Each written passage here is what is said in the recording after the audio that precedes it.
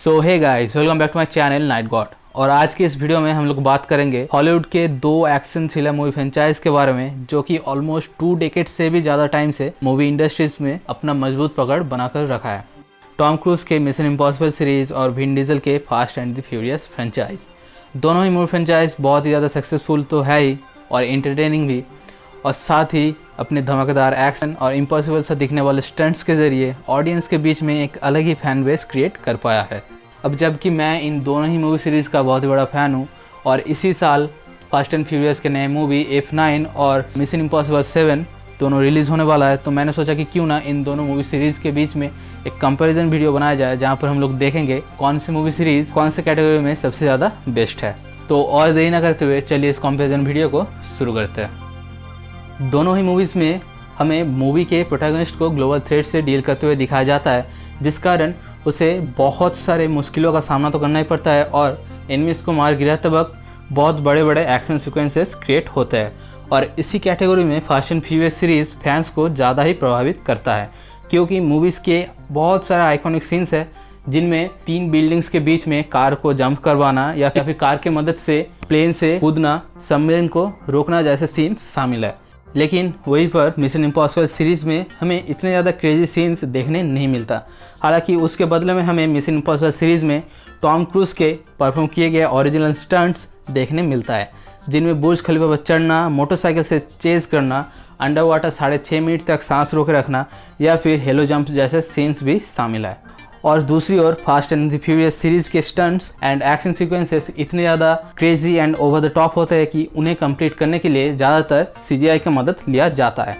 इसी वजह से इन मूवी सीरीज़ के स्टंट्स को ऑडियंस उतने ज़्यादा रिलेट नहीं कर पाता, और क्योंकि मिशन इम्पॉसिबल सीरीज़ के स्टंट्स को ऑडियंस को दिमाग में रखते हुए परफॉर्म किया जाता है, तो इससे ऑडियंस बहुत ही ज़्यादा कनेक्ट कर पाता है। तो पहला जो पॉइंट था the scale of the movies atmosphere, ये पॉइंट भले ही फास्ट एंड द फ्यूरियस जीत जाता हो, लेकिन दूसरा जो point the authenticity of the action sequences, इस पॉइंट के लिए हमें मिशन इम्पॉसिबल सीरीज़ को प्रेज करना ही पड़ता है। नेक्स्ट पॉइंट है one liners and funny scenes. अब अगर fast and furious movie series की बात करें तो हमें इन मूवीज़ में बहुत सारे फनी कैरेक्टर्स देखने मिलता है और इनके रिगार्डिंग बहुत से फनी सीन्स भी मौजूद है, चाहे वो रोमन और तेज के बीच में डायलॉग से क्यों ना हो। Hey Mia, you better hide your baby or I'm just playing. You better hide that big ass forehead. या फिर हॉब्स एंड सॉ एक दूसरे को इंसल्ट ही क्यों ना कर रहे हो। No fucking way. No, I'm not working with this guy. I've been there, done that. The minute he gets involved, you can kiss goodbye to any finesse because She-Hulk here only knows how to smash. Yeah, Mr. Arson here only knows how to blow shit up. लेकिन दूसरी ओर mission impossible series में हमें उतना ज़्यादा funny scenes नहीं देखने मिलता, क्योंकि ये मूवी सीरीज़ एक एक्शन स्पाई थ्रिलर मूवीज़ होती है, तो मूवीज़ का जो टोन होता है वो बहुत ही ज़्यादा सीरियस होता है और इसीलिए इनके डायलॉग्स उतने ज़्यादा फनी नहीं होते। तो obviously fast and the furious series इस पॉइंट में भी आगे रहता है। एक एक्शन थ्रिलर मूवी को हिट करवाने के लिए मूवी में अच्छा फाइट सीन्स होना ज़रूरी होता है, लेकिन fast and furious movie series के पहले हाफ के मूवीज़ में हमें उतना अच्छा फाइट सीन्स देखने नहीं मिलता, क्योंकि पहले की इन मूवीज़ का मेन फोकस कार्स हुआ करता था। हालांकि सीरीज़ के सेकेंड हाफ के मूवीज़ में हमें अच्छा खासा फाइट सीन्स देखने मिलता है, लेकिन वो उतना अच्छे से कोरियोग्राफ नहीं किया जाता। लेकिन इन फाइट सीन्स को अगर मिशन इम्पॉसिबल सीरीज़ के टॉम क्रूज के परफॉर्म किए गए ओरिजिनल फाइट सीन्स के साथ कंपेयर करें तो मिशन इम्पॉसिबल सीरीज़ ऑडियंस को ज़्यादा पसंद आता है, क्योंकि इन मूवीज़ के हर एक फाइट सीन्स को बेहतर बनाने के लिए एंटागोनिस्ट जो होता है उसे इथन हंट के बराबर या फिर उससे भी ऊपर दिखाया जाता है। तो इथन हंट को जो स्ट्रगल होता है वो ऑडियंस को भी समझ में आता है, और इसे क्योंकि टॉम क्रूज ने खुद परफॉर्म किया है तो ये एक पहले से ही एक प्लस पॉइंट होता है, जिसके कारण हम सभी को ये फाइट सीन्स उससे भी ज़्यादा अच्छा लगता है। तो हाँ, जब बात आती है फाइट सीन्स की मूवी में, तो मिशन इम्पॉसिबल सीरीज़ के fight scenes fast and furious series के फाइट सीन्स से अच्छा होता है।